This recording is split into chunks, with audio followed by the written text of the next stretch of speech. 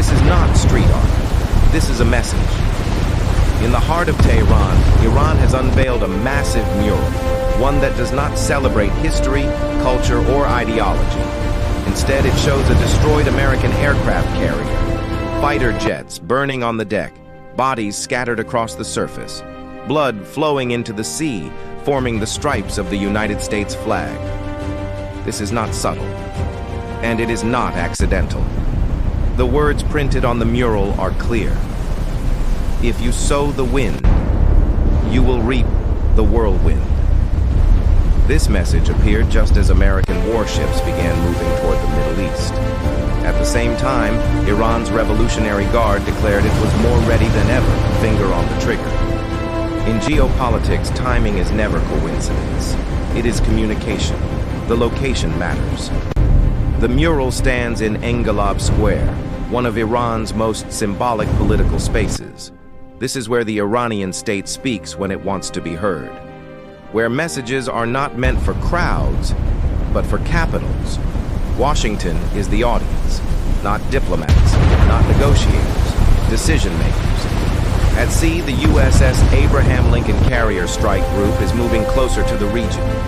US F-15E Strike Eagle fighter jets are now operating in Middle Eastern airspace. The United Kingdom has deployed Typhoon jets to Qatar in what it calls a defensive role. This is not war, but it is preparation. And preparation is how wars usually begin, long before the first missile is fired. Iran is not saying it wants conflict. It is saying conflict would be catastrophic. This is classic deterrence strategy.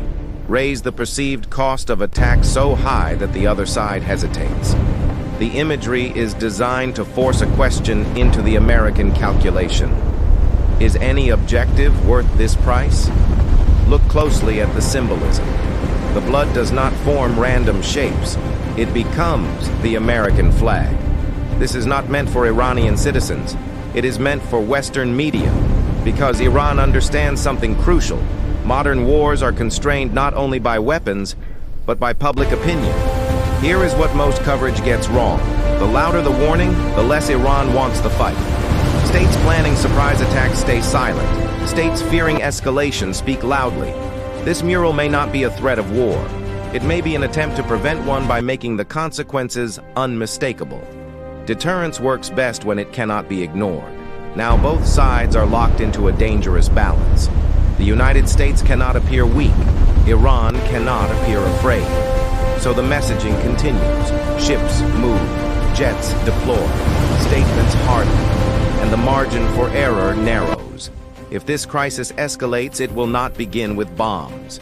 It will begin with images like this, messages meant to stop war, that sometimes bring it closer. The question is no longer whether both sides are prepared. The question is whether restraint will hold. Is this a bluff, or a warning the world should take seriously?